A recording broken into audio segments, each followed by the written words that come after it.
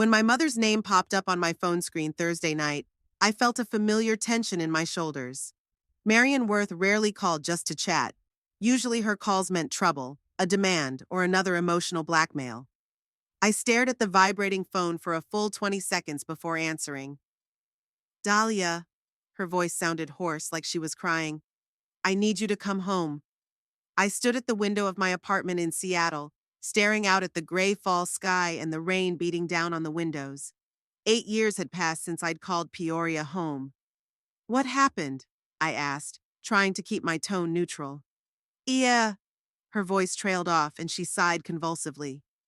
I've been diagnosed, Dahlia. The doctors say it's serious. I don't want to discuss the details over the phone, but I need you to come here. I need you to come, please. My heart skipped a beat. Despite our differences, the thought of a seriously ill mother was painful. But somewhere in the back of my mind, doubt stirred. It wasn't the first time Marion had used illness or crisis to get me to do what she wanted. What did the doctors say? What's the diagnosis? I asked bluntly. Dahlia, please, her voice trembled. I can't talk about this right now. I just need my youngest daughter by my side. Is it really that much to ask? There it was, the emotional pressure I knew so well. My youngest daughter, as if a reminder of kinship could erase all the years of manipulation and emotional abuse. Mom, I have a job. I can't just drop everything and fly across the country for no good reason. I tried to sound firm, but I felt the familiar guilt begin to eat away at my resolve. That's not a good reason? There was a hint of accusation in her voice. Your mother could die, and you're telling me about your job? I closed my eyes and took a deep breath. It's always like this. First the request, then the dramatization of the situation, and finally the heavy artillery of guilt. I'm not saying I won't come, I said carefully. I just want to know more about your condition. What did the doctor say? He said I need peace and family support, she whispered. Please, Dahlia, I'm begging you. I looked at my laptop, where an open quarterly report document remained unfinished. Tomorrow is the last day to turn it in, and 2 days off after that. Maybe if I talk to my boss, I can take a few days off. Okay, I finally said. I'll look at flights for the weekend. No, Dahlia. There was panic in her voice. I need you to come back tomorrow. I need you to come tomorrow, please. Now my suspicions were finalized. But what if she really is seriously ill this time? What if I don't go and I regret it for the rest of my life? I'll see what I can do, I conceded.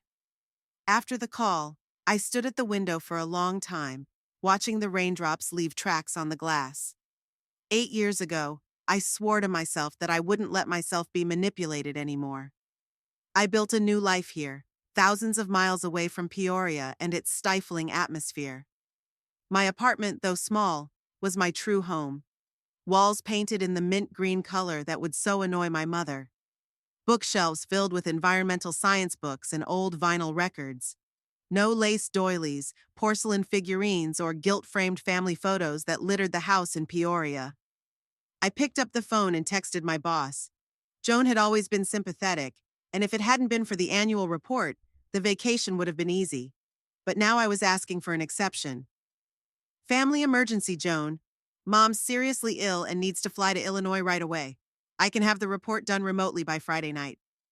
The reply came 15 minutes later. Dahlia, of course. Family is more important. Take as many days as you need. The report can wait. May your mom get well. This kindness only made me feel more guilty, now in front of Joan. I wasn't sure if my mother was really sick. In 32 years, I had become all too familiar with her methods. When I was 16, she faked a heart attack to get me to refuse a trip to summer science camp. At 21, she accidentally broke my arm a week before my planned move to Seattle, keeping me in Peoria for another 3 months. When I was 26, she claimed to have been diagnosed with a suspicious tumor, which turned out to be a benign cyst, just as I was about to embark on a 2-week expedition to Oregon. And every time I gave in. Each time I gave up something important to myself. Until 8 years ago, when I realized that this cycle would continue indefinitely if I didn't break it. I opened the airline's website and booked a ticket for an early morning flight to Chicago, from where I could get to Peoria. $1,550,000 was the amount I was saving for professional development courses. The irony of the situation didn't escape me. As I packed my suitcase, memories swirled in my head. Our house on Cherry Street with its shabby white facade and creaky porch. The room I'd shared with Trisha before she was married, with the floral wallpaper my mother had chosen over my protests. The cramped kitchen where we were obligated to gather for family dinner every Sunday, even if we'd fought horse the day before. Trisha had always been Mama's favorite, the perfect daughter who never crossed the line, married a good local boy, and had 3 children as she should. And I was the lousy sheep, the one who asked uncomfortable questions, didn't want a graduation ceremony, and embarrassed the family by my departure. I packed the bare minimum of necessities in my suitcase. If Mom is really sick, I'll help her get the medical care she needs. If not, well, I'd be there for exactly as long as it took to clear my head, and then I'd go back to my life. Before I went to bed, I called Aiden, the only person from Peoria I kept in touch with. We'd been friends since childhood, and though there had never been romantic feelings between us, Aiden remained my closest friend. "Don't tell me you fell for her trick again," he said after I'd explained the situation. "What if it's serious this time?" I asked, lying down on the bed and looking up at the ceiling. "Dahlia, we both know your mom. If it was serious, she would tell you exactly what happened. She'd use the diagnosis to push you even harder." There was logic in what he said, but I couldn't shake the anxiety. What if this was the one time I'd make the mistake of ignoring her request? I'd still come, if only to make sure she was okay. "I understand," Aiden sighed. "When do you fly in?" "I'll be in Chicago at 14:20 tomorrow, then a bus to Peoria." "I'll meet you at the bus station." "You don't have to—" "Dahlia," he interrupted. "I'll meet you. You don't have to face this alone." That phrase made my throat lump for some reason. I was so used to dealing with things on my own that a simple offer of support seemed almost alien. "Thank you," I said quietly. I didn't sleep much during the night, tossing from side to side until the early alarm clock interrupted my slumber. The rain was still pounding on the window as I hailed a cab to the airport. On the plane, I tried to work on my report, but my thoughts kept returning to my upcoming meeting with my mother and sister. I felt like I was flying straight into a trap, each kilometer bringing me closer to the moment when I would once again be at the mercy of toxic family relationships. When the pilot announced the beginning of descent, I looked out the window at the Illinois fields below. Somewhere out there, among the cornfields and neat suburbs, lay Peoria, the city I had once called home. And whatever awaited me there, I was determined not to let the past take over my present again. Aiden was waiting for me at the bus station, leaning against his shabby pickup truck. When I saw him, I felt my first spark of joy since receiving my mother's call. He hadn't changed much over the years, the same disheveled dark hair, the same brooding eyes. Only the wrinkles in the corners were more noticeable. "You look like a real city girl," he grinned, hugging me. "And you're still a redneck," I joked, feeling the tension release a little. As we drove down the familiar streets, I talked about Seattle, about my job, about my recent trip to Olympic National Park, anything to keep my mind off my mother. "How is she?" I finally asked as we turned onto Cherry Street. Aiden gave me a quick glance. "I saw your mom at the supermarket yesterday. She was picking out wine and she looked quite healthy." I felt my insides clench. Of course she did. Of course she's not sick. "You know what's weird?" Aiden continued, stopping a block before our house. "Trisha's car is parked outside your house and I saw them loading suitcases." I closed my eyes. The pieces of the puzzle were starting to fit together into an unpleasant picture. "Do you want me to drive you back to the bus station?" Aiden asked. It wasn't too late to turn around. Part of me wanted desperately to agree, but I was already here, already spent the money on the ticket, already took a vacation. "No," I breathed out. "I want to know what she's up to." When the truck pulled up in front of our house, I noticed not only Trisha's car, but also the open trunk of the family minivan, where Nolan, my sister's husband, was stacking some bags. There were 2 kids running around in the yard, and on the porch sat a little girl I'd only seen in pictures, my youngest niece, Mercy. "Do you want me to come with you?" Aiden asked. I shook my head. "I have to do this on my own. Nolan noticed me first." He nodded awkwardly and hurried out of the house. We'd never gotten along very well, the typical middle-class man with his narrow-mindedness and his desire to conform to the idea of a normal life. The kids in the yard, my nephews Cassidy and Dwight, stopped their game and stared at me curiously. They didn't seem to recognize their aunt, whom they had only seen at rare family gatherings. I took a deep breath and walked up onto the porch. Mercy looked up at me with big brown eyes, just like mine. "Hi," I said to her. She stared silently, holding the shabby stuffed rabbit tightly. The door of the house opened, and my mother appeared on the doorstep. She looked radiant, not a trace of the illness she had so dramatically reported on the phone. Her hair was freshly dyed auburn, a hairdresser's professional habit, and a smile shone on her face. "Dahlia, you're here!" She opened her arms as if there was no lie between us. I didn't move from my seat. "How is your health, Mom?" I asked coldly. She hesitated for a second, but immediately restored her smile. "Oh, I'm much better. Just a marvelous healing. Must be the power of a mother's love." She tried to laugh, but when she saw my glance, she stopped. "Come in. We're just about to have tea." Nothing had changed in the living room. The same lace napkins, the same pictures on the walls, including my school picture, which I'd always hated. The same musty smell of artificial floral air fresheners. Trisha was sitting at the table, concentrating on typing something into her phone. She looked up, and there was a strange expression on her face, a mixture of relief and guilt. "Dahlia, you made it after all," she said with fake joy. "Would someone please explain to me what's going on?" I crossed my arms over my chest, refusing to give in to the feigned hospitality. Mom said she was seriously ill, but she looked fine. There was an awkward pause. Mother and sister exchanged glances. "Sit down, dear," Mom said, pointing to a vacant chair. "It's not that simple." I remained standing. "I flew 4,000 kilometers, spent a lot of money, and took a vacation. I think I deserve a straight answer." Trisha sighed and put the phone away. "Look, we were going to explain everything to you, but we were afraid you wouldn't come if you knew the truth." "What truth?" I was starting to boil. "We're going on vacation," Mom announced excitedly, like she was sharing good news. "A family cruise. Me and your dad, Trisha and Nolan." "That's an excuse to call me back from Seattle to trick me?" I couldn't believe what I was hearing. "You see, Trisha started, but her mother interrupted her. "We can't take the children with us. There are no facilities for children on this ship. It's an adult cruise, and we need someone to watch them." I blinked, unable to comprehend what I was hearing. "You want me to, babysit your kids?" I looked at Trisha. "Just for a week," she added hastily. "You're their aunt. It's only natural for you to help out the family." I laughed, harshly, without mirth. "Natural? You made me fly here by lying, spending money and vacation time to be your free babysitter?" "Don't say that," her mother frowned. "It's not being a babysitter. It's helping the family."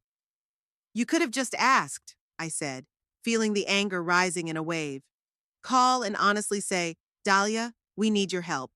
But no, you chose to lie about your health, to make me worry, to drop everything. I knew you wouldn't come if I just asked," her mother interrupted with a note of accusation in her voice. "You always find excuses to stay away from your family." "They're not excuses. I have my own life, my own work." "Work is more important than family?" Trisha stepped in.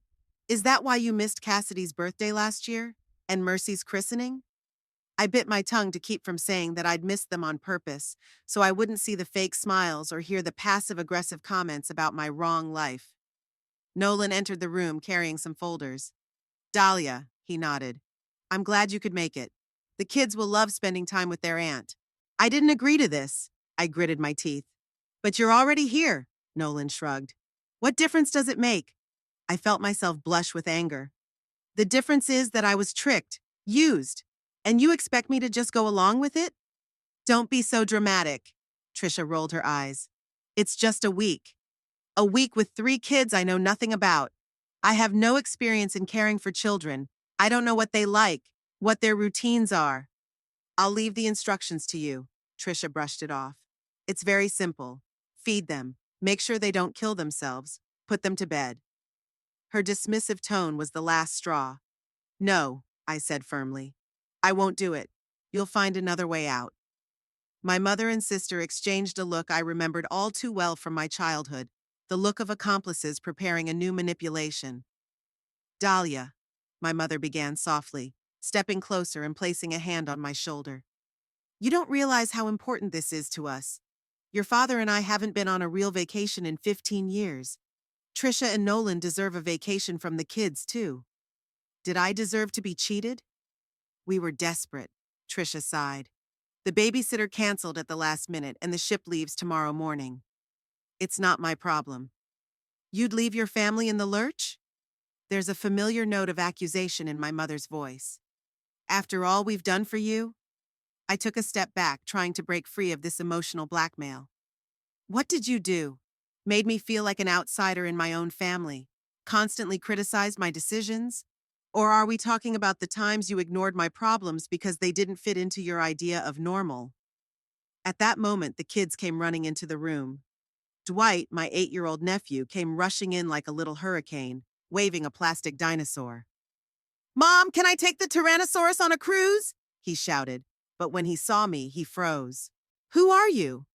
This is your Aunt Dahlia, Trisha introduced me. Remember the pictures I showed you? She'll be with you while we're on the cruise. I didn't say that, I objected, but Trisha didn't seem to hear me. Show your aunt your toys, Dwight, she said, nudging my son in my direction. I'll finish packing.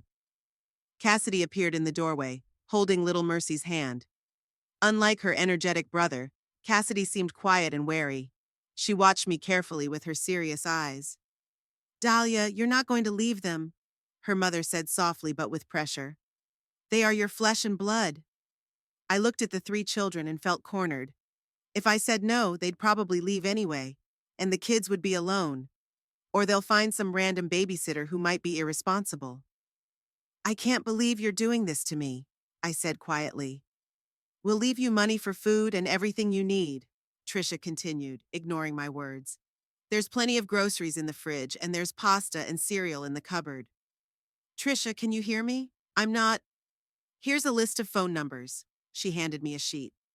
Our pediatrician in case anyone gets sick. My number, but keep in mind, you might not get good reception on the ship. Cassidy and Dwight's school number is tomorrow Monday, so make sure they're there by 8:30. Mercy needs to be in kindergarten by 9. My head was spinning with the flood of information. I didn't agree to this. I didn't agree to this. And there are instructions for medication, Trisha continued.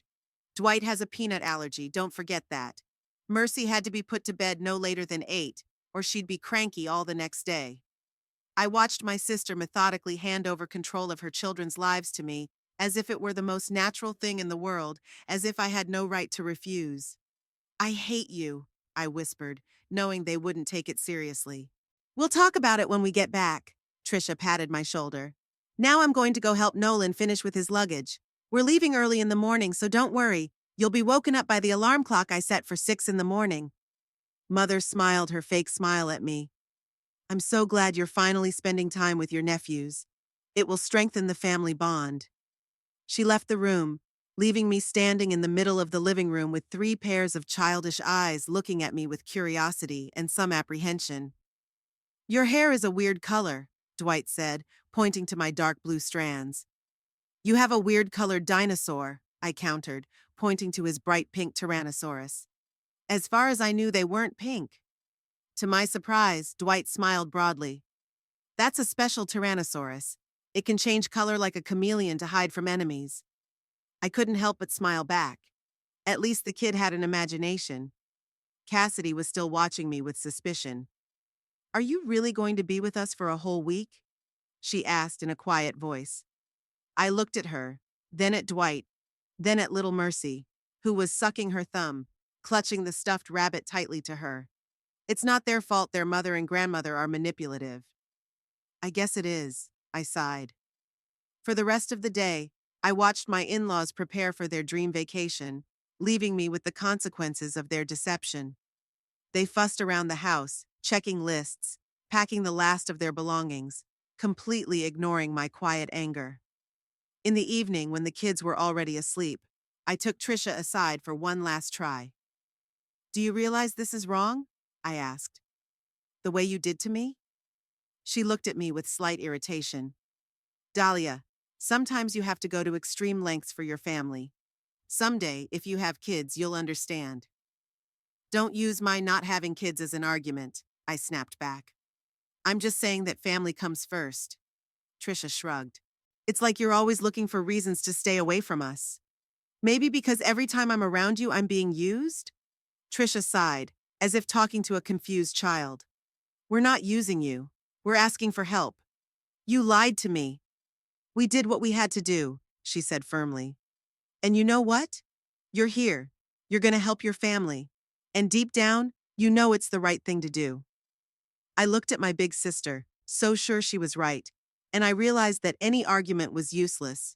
In their world, I was the selfish daughter who'd abandoned her family for a career. And now I was paying the price. Early the next morning before dawn, I woke up to the sound of cars starting up. Looking out the window, I saw my parents and Trisha and Nolan loading the last of the bags. They hadn't even stopped by to say goodbye. I went down to the kitchen and found a note magnetically attached to the refrigerator. Thanks, Dahlia. The kids love cereal for breakfast. Call if you need anything. If there's no connection, don't worry. We'll be back Sunday night. Love, Trisha, and all of us.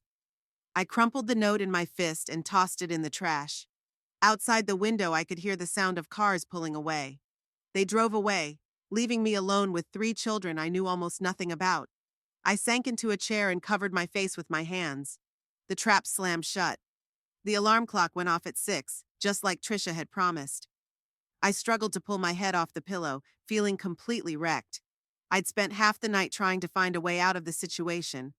Thoughts of just leaving came and went. I couldn't leave the kids, but staying here for a week seemed unbearable.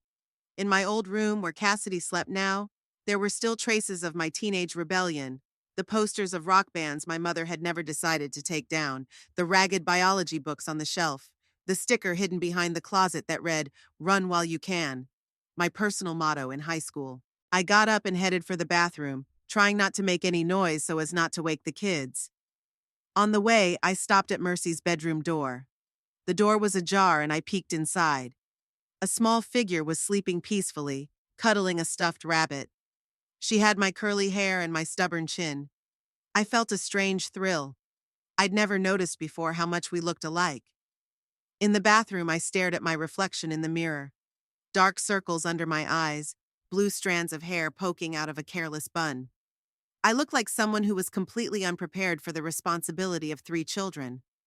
Going down to the kitchen, I discovered that Trisha had indeed left the refrigerator full of groceries. On the table was a detailed list with a schedule for each child, including meal times, activities, and nap times. Attached to the list was money, $300 in cash with a note. For expenses, use wisely. I snorted, as if my consent could be bought. At 7 o'clock, I heard footsteps on the stairs and a disheveled Dwight in dinosaur pajamas appeared. I want cereal, he announced instead of greeting me. Good morning to you too, I replied, opening the cupboard in search of dishes. Dwight climbed into a chair and watched me intently. You don't know where the cereal is, do you? He asked with a slight superiority in his voice. They're in the top cabinet, and the milk is in the refrigerator. I know where the milk is, I grumbled. By 7:30, all the kids were in the kitchen. Cassidy ate her cereal in silence, watching me with her serious eyes. Mercy was cranky and refusing to eat. Mommy cuts the banana in circles, not slices, she declared, pushing her plate away. What's the difference? I didn't understand. Big. Mercy crossed her arms over her chest, and her lower lip began to trembling. I sighed and sliced another banana, this time in circles. Mercy nodded approvingly and started eating. At 8 o'clock, the real ruckus began. Cassidy and Dwight had to be at school by 8:30, and I had no idea where their briefcases, textbooks, lunch, or anything else they might need were. You're not helping us pack, Cassidy accused me. Mom always checks our briefcases. Where are they, at least? I asked, feeling panic starting to rise. By the front door. Cassidy rolled her eyes as if it were obvious. While I tried to sort through the briefcases, Dwight couldn't find his favorite Tyrannosaurus t-shirt, and Mercy refused to put on her socks because they bite. By 8:15, I was on the verge of a nervous breakdown. Okay, everybody in the car, I commanded, picking up Mercy, who was still without one sock. We're walking, Cassidy said. School's 2 blocks away. And daycare? I looked at Mercy.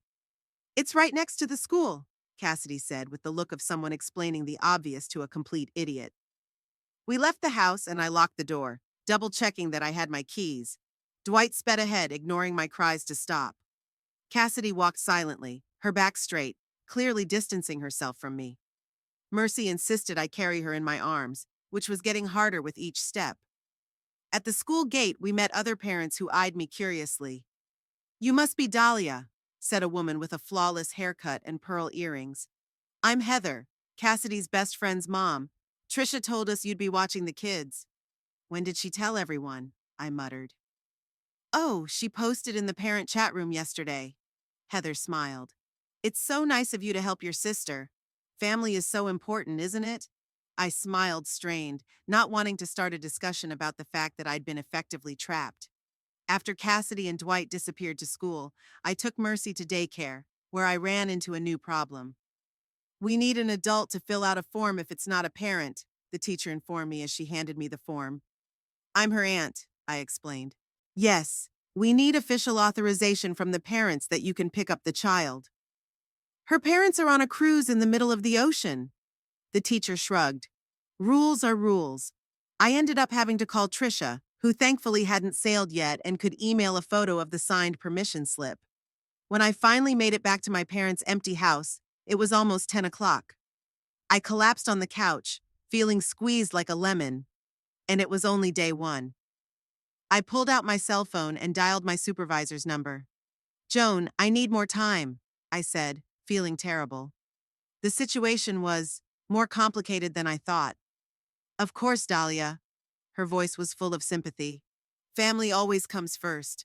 We'll manage here, don't worry. Another lie I told because of my family. My mother wasn't terminally ill. She just wanted a free babysitter. And I was trapped in my own conscience again. I tried to use my free time to work on my report, but my thoughts kept returning to the days ahead with the kids. I had no idea how to entertain them, how to deal with their whims, how to solve the problems that would inevitably arise. In an old secretaire, I found a family photo album. I couldn't resist and opened it. Here I am as a child, a serious kid with a book in my hands, always a little away from the rowdy Trisha and her friends. Here's my high school graduation where I looked out of place in my mother's choice of pink dress. And here's the last Christmas before I left for Seattle. We're all smiling for the camera. But if you look closely, you can see the tension in my shoulders, the distance I kept even in the family photo. I closed the album when I came across a photo from my grandmother's funeral. It was a difficult time, especially because Grandma was the only person in the family who really understood me. She had left me a small inheritance, which I used to move to Seattle, causing a storm of resentment from my mother and Trisha, who thought the money should have gone to family needs. At 3 o'clock, I went to pick up Dwight and Cassidy from school. Dwight ran out to me with a drawing of a dinosaur he had made in art class. Look, this is for you! He held it out to me proudly. I was touched by the gesture, even though the green creature with huge teeth and tiny hands hardly looked like a dinosaur. Thank you, Dwight. This is, amazing. Cassidy joined us, laden with books. I have a lot of homework, she announced. And there's a math test tomorrow. My mom always helps me study for it. I could help, I offered, feeling a twinge of guilt that I hadn't talked to my niece much. I'm pretty good at math. Cassidy looked at me skeptically. Mom said you were studying something about plants and garbage. Environmental engineering, I corrected. And yes, there's a lot of math. On the way to the daycare center behind Mercy, we met a few parents who, as they had the morning before, eyed me with ill-concealed curiosity. You must be Trisha's little sister, one of the moms said. She's told me so much about you. Really? I raised an eyebrow skeptically. Oh yeah, how you went to Seattle and forgot all about your family. I gritted my teeth. Not exactly like that. Of course, the woman nodded. Family relationships are so complicated, aren't they? I picked up Mercy, who greeted me in tears because some boy had called her rabbit stupid. All the way home she sobbed, holding onto my shoulder with such strength I feared it would leave bruises. At home, a new round of chaos began. Cassidy needed help with her homework. Dwight wanted to show me his dinosaur collection, and Mercy refused to let go of my hand for even a minute. "I'm hungry," Dwight said half an hour later. "I'm hungry too," Cassidy said. I glanced at Trisha's list. Snack after school was on it. In the fridge, I found chopped vegetables, yogurt, and juice. While the kids ate, I tried to figure out what to do next. The list said Cassidy was supposed to have ballet class, but I had no idea where the studio was or how to get there. "Cassidy, are you going to ballet tonight?" I asked. She shook her head. "No, ballet is on Tuesdays and Thursdays. Today is Monday." "What do you have today?" I looked at the list, but there was nothing specific for Monday. "Nothing," Dwight answered. "We usually relax at home on Monday." I breathed a sigh of relief. At least it would be one day without extra traveling. That evening, as I tried to make dinner, I discovered that cooking had never been my strong suit. The spaghetti I'd boiled was sticking together and the sauce was burning. "Mom makes better," Dwight said honestly, looking down at his plate. "I know," I sighed. "I'm not a very good cook." "Why not?" Mercy asked. "You can't cook because you live alone?" That innocent question hurt me for some reason.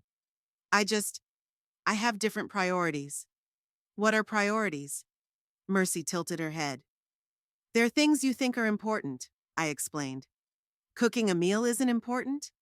Dwight looked puzzled. I felt myself blush. "Of course it's important. It's just, I've been spending more time on work and other things." "My mom says family is more important than work," Cassidy said, not looking up from her plate. "Different people have different priorities," I replied, feeling the irritation rising in me. Even the kids were programmed to repeat the family mantra. After dinner, the process of getting ready for bed began, which proved to be a real challenge. Mercy demanded a certain story that I couldn't find. Dwight refused to brush his teeth, and Cassidy was still anxious about the upcoming math test. By 9 o'clock, when all the kids were finally in their beds, I was exhausted physically and emotionally. Sinking down on the couch in the living room, I pulled out my phone and dialed Aiden's number. "How was your first day?" he asked in lieu of a hello. "Terrible," I answered honestly. "I have no idea what I'm doing. Those kids deserve better." "Don't be so hard on yourself." His voice sounded soothing. "No one becomes an expert on day one." "I'm not cut out for this, Aiden. I can't cook. I don't know how to help with homework. I can't even braid Mercy's pigtail." "But you're trying," he said softly. "And that's a lot." "I don't know how to cope for another 6 days," I admitted. "I thought I could get away, but I can't leave these kids. Do you want me to come over tomorrow? Help with dinner?" I felt the tension let up a little bit. "Would you do that?" "Anything for you." His tone was light, but the words made me feel warm. "Besides, I have an obligation to save those kids from your cooking." I laughed for the first time all day. "Aiden, you're the best." After the bell rang, I peeked into the kids' rooms. Dwight was already asleep, sprawled out on the bed like a little starfish. Cassidy was reading a book with a flashlight under the blanket, just like me at her age. I quietly picked up the book and turned off the flashlight. "Sleep. Test tomorrow," I whispered. "I'm scared," she admitted abruptly. "I don't understand fractions very well." I sat down on the edge of the bed. "You know, when I was your age, I was scared of math too." "You were?" There was disbelief in her voice. "But you're smart." I smiled. "Being smart doesn't mean not being afraid. It means being afraid but trying anyway. Tomorrow before school, we're going to repeat fractions together, okay?" Cassidy nodded and closed her eyes. In Mercy's room, I found that she had gotten out of bed and was sleeping on the floor with her bunny. I gently picked her up and laid her back down, feeling a strange tenderness as she snuggled into my arm in her sleep. Back in my room, I found something small and plastic on my pillow. It was a tiny purple dinosaur, obviously a gift from Dwight. A piece of paper with a jaggedly drawn heart lay next to it. This simple display of childlike affection, despite my obvious lapses as a babysitter, somehow made me cry. I lay on the bed, holding the plastic dinosaur in my hand, and for the first time in a long time, I allowed myself to let all my emotions out. In this room, in a house full of memories I'd tried so hard to forget. I felt like a 16-year-old girl who wanted to run away again. But now I was a grown woman, responsible for 3 children who, despite my dislike of their mother and grandmother, didn't deserve my alienation. The second day started surprisingly better. I woke up before the kids and had time to look through Cassidy's math textbook to refresh my knowledge of fractions. Breakfast went without incident, and we even left the house on time. Did you remember to pick me up early today? Cassidy asked as we approached the school. I have a dentist appointment at 2 o'clock. I froze. There was nothing on Trisha's list about the dentist. Are you sure? I'm sure. Mom always writes it on the calendar on the fridge. When I got home, I discovered the calendar I'd forgotten. There was a dentist appointment for Cassidy on Tuesday, and a reminder of some Oliver's birthday party that Dwight had been invited to. Shit, I muttered, grabbing my head. Shit, shit, shit. I called Aiden again. I need your help, I blurted out when he answered. Cassidy needs to go to the dentist and Dwight's birthday party, and I don't know where the dentist is or who Oliver is, and how can I be in 2 places at once? Hey, breathe, Aiden said calmly. I'll be there in 10 minutes and we'll figure it out. When he arrived, I felt a little calmer. Aiden always had that ability to make chaos manageable. Okay, let's go in order, he said, looking at the calendar. Dentist at 2 o'clock. That's Dr. Myers, I know where that is. And Oliver is probably Susan's son from across the street. They're having a party at 4 hours. How do you know all this? I stared at him in amazement. Aiden shrugged. Small town, everybody knows everything. Besides, I see the invitation on the fridge. He pointed to a colorful card I'd somehow missed. What would I do without you? I sighed. Luckily, you won't have to find out, he smiled.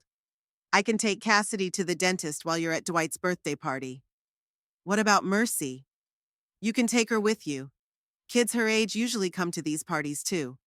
For the first time since arriving, I felt like I might be able to get through the week. With Aiden's help, everything suddenly seemed less daunting.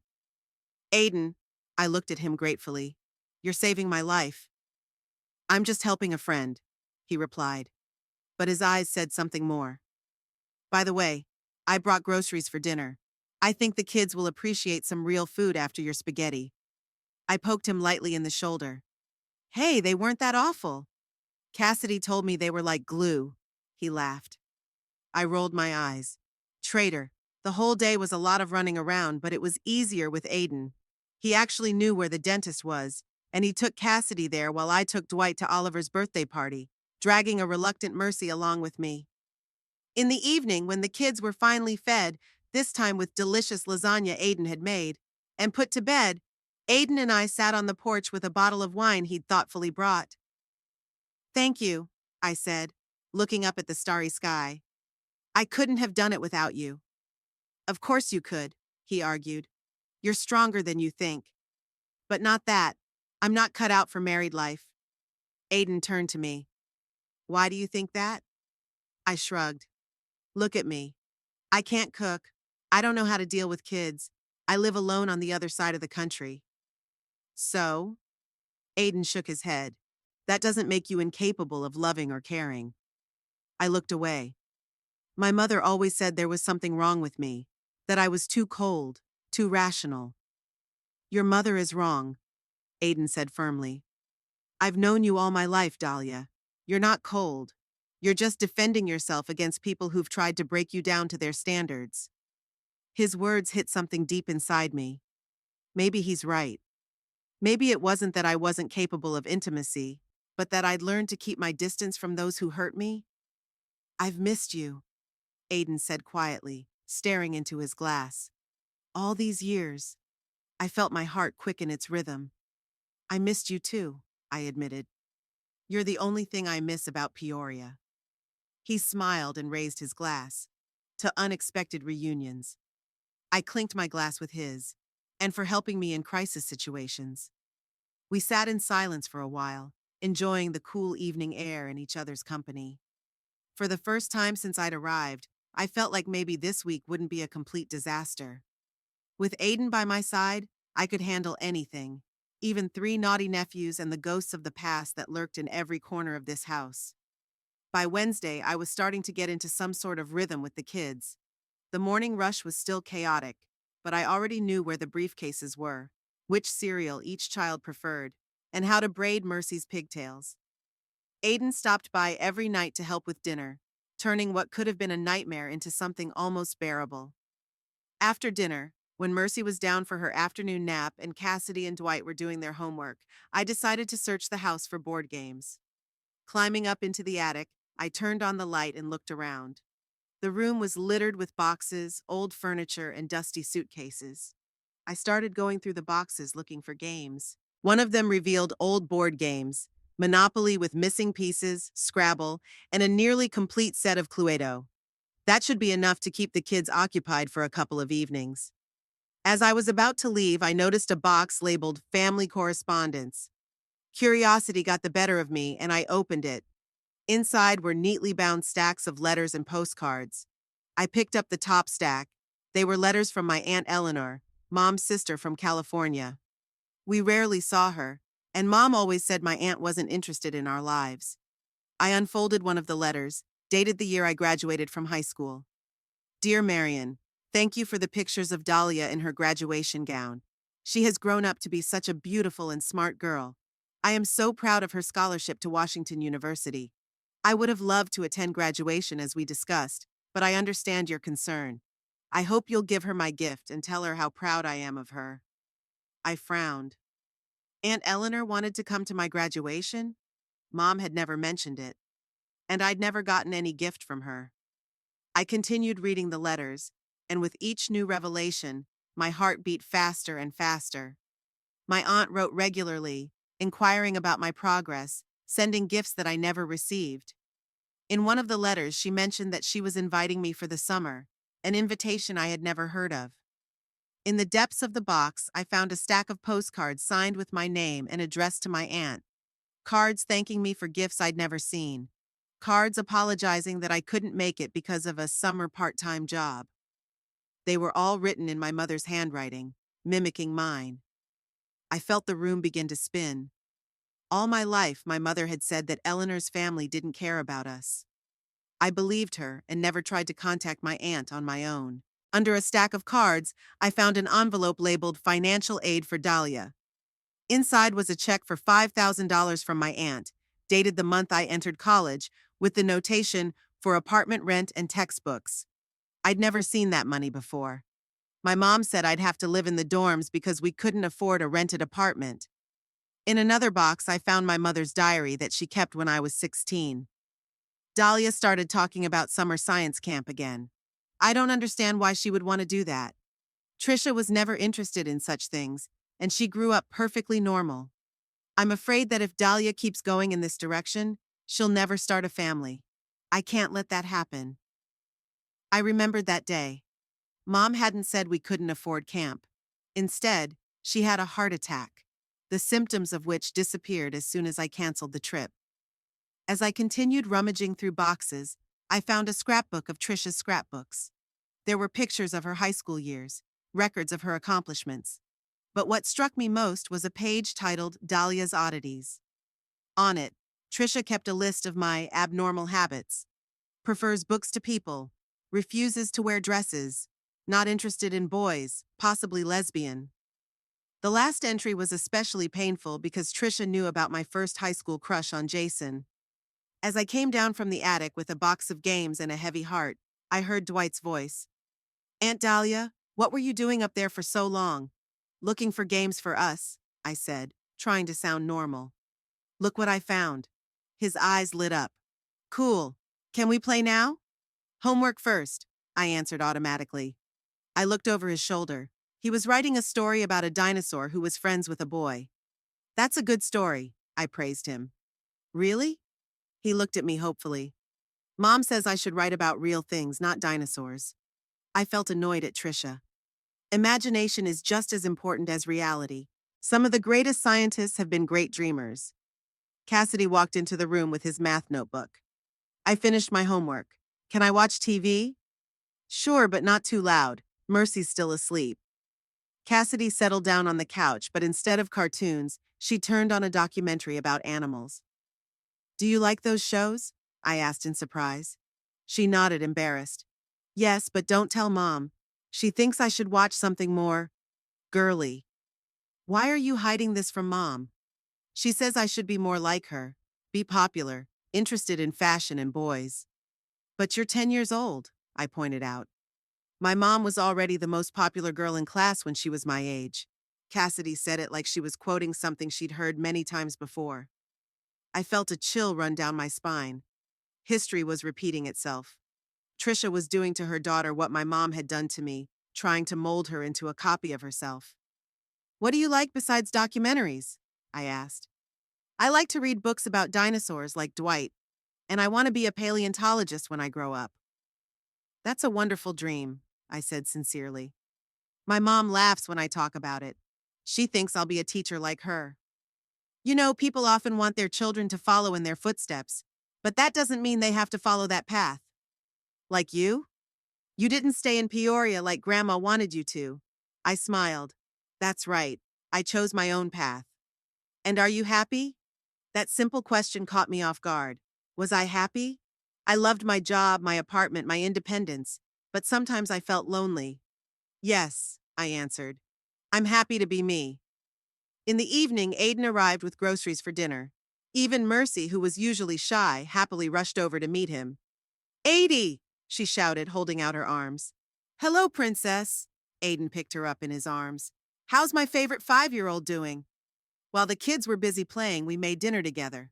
I found something today, I said quietly. In the attic, letters from Aunt Eleanor that Mom kept from me. And Mom's diary, where she wrote that she was afraid I'd never start a family. There's something you should know. Aiden lowered his voice. After you left, your mom and Trisha, they didn't speak well of you. What do you mean? They were spreading rumors that you left because you had a drug problem, or ran off with a guy. And when you became successful, they said you were too good for your family. I felt myself blush with anger. They what? I've always defended you, told people the truth. But you should know the reputation they've built for you. Why didn't you ever tell me about it? I didn't want to upset you. You were happy in Seattle, building a new life. At dinner, I watched the kids in a new light. Dwight, with his love of dinosaurs, was more like me than his parents. Cassidy was hiding her real interests to fit her mother's expectations like me at her age. Even Mercy reminded me of myself as a child. After dinner, when the kids had gone to their rooms, Aiden and I sat on the porch. You know, I'm scared for them, I admitted. For the kids, they deserve better than what I got. Maybe you can help them, Aiden suggested. Be the adult who supports their real interests. How? I'll see them once a year at Christmas, if at all. You can keep in touch in other ways. Call them, write them, being an aunt who accepts them for who they are. I smiled. Like Aunt Eleanor tried to be for me? Exactly. By the way, you might want to contact her now. She still lives in San Francisco. Do you think she'd want to communicate with me after all these years? You'll never know unless you try. Aiden took my hand. But from the letters, she really wanted to be a part of your life. I squeezed his hand, feeling grateful that I had at least one person who always supported me. Thank you for being here, I said quietly. Not just now, but all these years. Aiden smiled, and in the dim light of the lantern, I saw something in his eyes, something that had probably always been there. I'll always be here for you, Dahlia, even if you're thousands of kilometers away. Sunday came unexpectedly quickly. The last few days with the kids had passed in relative harmony. We had found our rhythm, our little rituals. I'd learned how to make pancakes, which Dwight declared almost as good as Mom's, which I took as the highest praise. Cassidy trusted me enough to show me her secret diary with sketches of prehistoric animals. Even Mercy, the most mistrustful of the bunch, was now asking me, not a doll, to kiss her before bed. Aiden and I spent every night together, and something new was brewing between us, something we were both still afraid to put into words.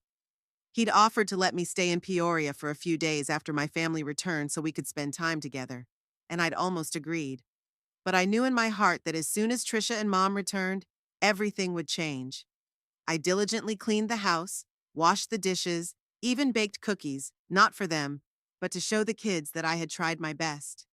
The thought of parting with my nephews filled me with unexpected sadness.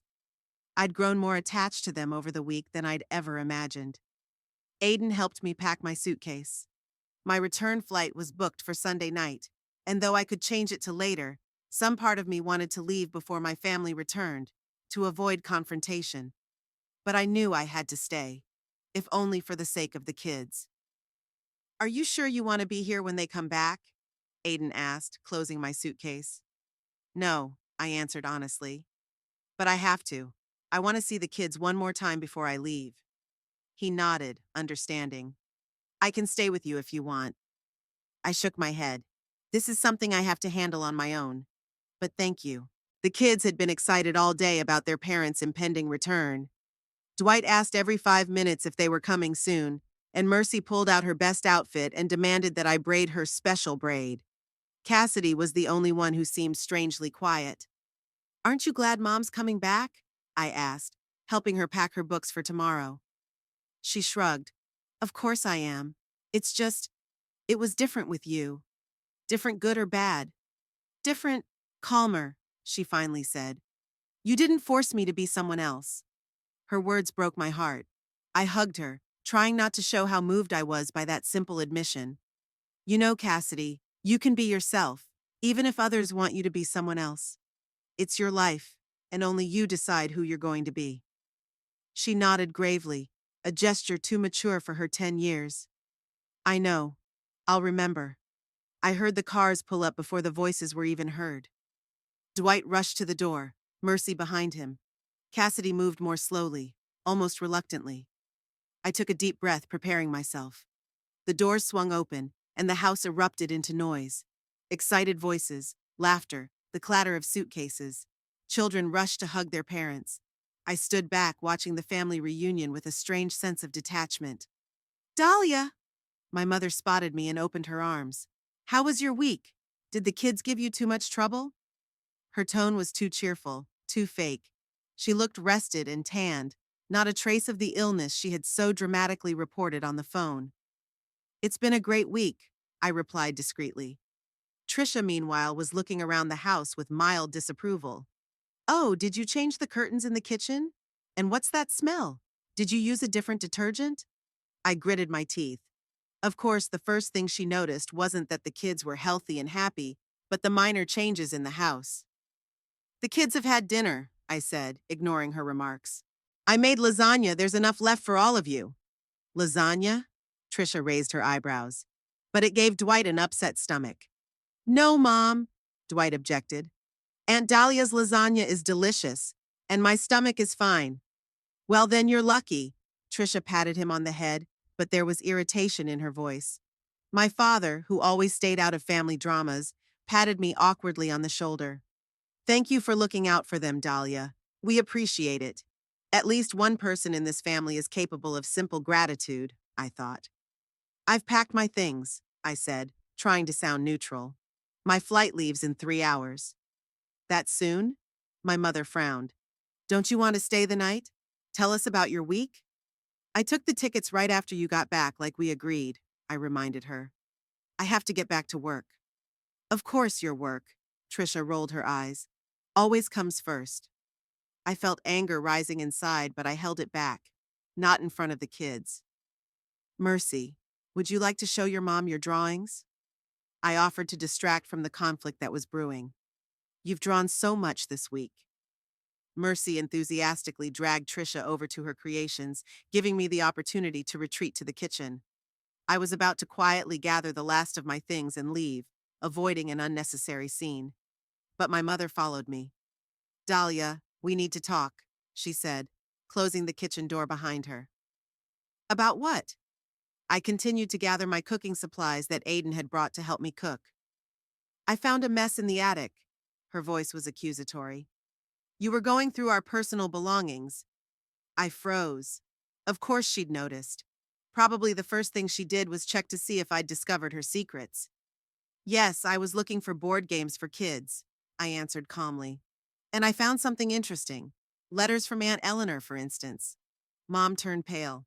You had no right. You had no right to know that my aunt had been trying to keep in touch with me for years? Had no right to know about the gifts and money she sent me that I never received? I did what I thought was best for you, she said stubbornly.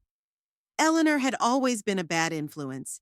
She never understood the importance of family values, traditions. She tried to support me, I interrupted sharply. Unlike you, she respected my decisions and my dreams. Dreams, Mother snorted. Your so-called dreams have taken you away from your family, left you lonely and… I'm not lonely, I said firmly. I have a job I love, friends who respect me, and a life I chose for myself, without manipulation or lies.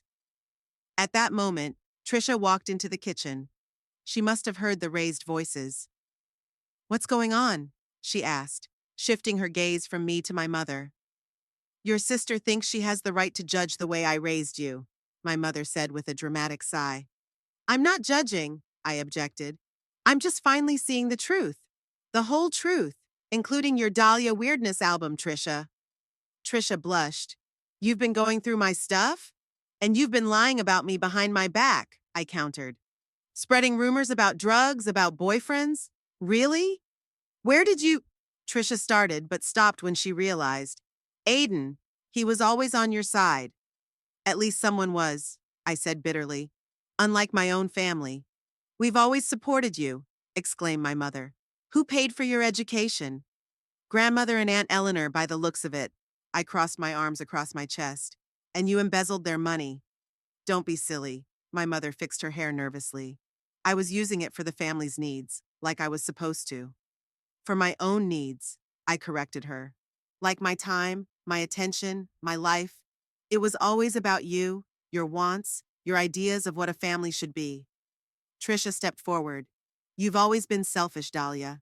Always thinking only of yourself. Even now we just asked you to help with the kids, and you're making a scene. You didn't ask. You manipulated and lied. I raised my voice, unable to hold back any longer. My mom pretended to be sick to make me fly across the country. And then you just dumped your kids on me and left. What's so scary about that? Trisha was outraged. It's called helping the family, in case you've forgotten what that means. Helping the family means being honest with each other, respecting each other's boundaries, supporting, not controlling. Look, Dahlia, the mother intervened, changing tactics. We're all tired from the trip. Let's not fight. Stay the night. It'll look different in the morning. I shook my head. No, Mother. Nothing will be different in the morning. You won't change. But I have changed. What are you talking about? Trisha frowned. I'm talking about not letting you manipulate me anymore, I said firmly. No more false illnesses, no more for the sake of the family demands, no more manipulation. My mother splashed her hands. You're giving up your family, your own people? No. I took a deep breath. I'm just setting boundaries. If you want a relationship with me, it will be on my terms with respect and honesty. That's ridiculous, Trisha snorted. You sound like one of those psychologists from TV shows. Maybe you should listen to them, I replied. Because what you call family values are actually toxic and destructive. My mother shook her head. I don't recognize you, Dahlia. You've changed. For the better, I said, gathering my bag. And I hope that someday you'll realize that. I turned to leave, but Trisha grabbed my arm. What about the kids? You're just going to leave them without even saying goodbye? I already said goodbye to them, I said quietly. While you were gone. It was a lie. I couldn't bring myself to tell the kids that I probably wouldn't see them for a long time. But I left each one a small gift with a note that they would find later. For Dwight, a book about dinosaurs that I had ordered through Aiden, with a note that said, Never stop dreaming about dinosaurs. Your imagination is your superpower. For Cassidy, a set of science postcards and a small sketch pad that read, You don't have to be a copy of someone else. The world needs an original version of you. Call me when you want to talk about paleontology or anything else. For Mercy, a plush rabbit, a copy of the one she loved so much with a note. For special days when you need an extra friend, remember that you are stronger than you think. I'll call them tomorrow, I said. And I'll call regularly if they want me to. After everything you've said about us here? Trisha laughed. I don't think that's a good idea. It's not up to you, I said firmly. It's up to them. I walked out of the kitchen feeling strangely calm. For the first time in years, I was in complete control, not letting their manipulations cloud my judgment. In the living room, Dwight and Mercy were playing with the new souvenirs they'd brought back from their cruise, and Cassidy was sitting in the corner with a book. When she saw me with my bag, understanding flashed in her eyes. "You're leaving?" she asked. "Yeah, my flight's coming up." I smiled at her, trying not to show my excitement. "Are you coming back?" Dwight pulled away from his new toy. "I'll call," I promised. "And maybe you can come visit me in Seattle when you're a little older." "With dinosaurs?" Dwight asked seriously. "There's a great natural history museum there." I winked at him. "Real dinosaur skeletons." His eyes widened with delight. I hugged each of them, trying to memorize the feel of their little arms hugging me back. Mercy didn't want to let me go, and it almost broke my resolve. But I knew I had to go. "I love you," I told them. "And I always would, no matter the distance." As I walked out onto the porch, I saw Aiden waiting for me in his car like we'd agreed. I cast one last glance at the house that had once been mine, but never felt like a real home. "Is everything okay?" Aiden asked as I got into the car. "It'll be fine," I replied, feeling the tears finally flow down my cheeks. "It will be now." On the way to the airport, I told him about the confrontation with my mother and Trisha, about the gifts I'd left for the kids, about my decision not to let myself be manipulated anymore. "I'm proud of you," he said as we pulled into the terminal. "Not everyone finds the strength to stand up to a toxic family." "I don't know if it was the right decision," I admitted. "Maybe I should have tried to explain it to them again." "Dahlia," Aiden turned to me. "You've been trying to explain for years. You've been giving, and they've only been taking. Sometimes the only way to stop the cycle is to get out of it." He was right, and I knew it. But part of me still felt guilty, like I'd let my family down, like I hadn't lived up to their expectations. Then I remembered that it was that guilt that had always been their weapon against me. "Are you going to call?" Aiden asked as I pulled my suitcase out of the trunk. "Every day," I promised with a smile. "I could come to Seattle for Thanksgiving," he offered. "If that's okay with you." "I'd love that," I said sincerely. We stood there in the awkward pause that often occurs between people who don't know how to say goodbye. Then Aiden leaned over and kissed me gently. "So long, Dahlia Worth," he whispered. "So long, Aiden Quinlan," I replied, feeling my heart beat a little faster. On the plane, looking at the receding lights of Chicago, I thought about the past week, about all the revelations and changes. I thought about how one event, my mother's deception in getting me to come look after my nephews, had led to a complete rethinking of my life and relationships. I pulled out my phone and opened my contacts. There was a number I'd never used but had saved years ago, Aunt Eleanor's number. I didn't know if it still worked, but I figured I'd try calling her as soon as I landed in Seattle. Maybe not all of my family was toxic. Maybe there was a woman out there somewhere who always wanted to be a part of my life, who supported my decisions and respected my boundaries. A woman I was cut off from because of other people's fears and control. I closed my eyes, feeling oddly relieved. For the first time in years, I was truly free. From guilt, from manipulation, from having to conform to other people's expectations. It was a painful freedom, but it was real. And I knew I would never let anyone, not my mother, not Trisha, not anyone else take it from me again.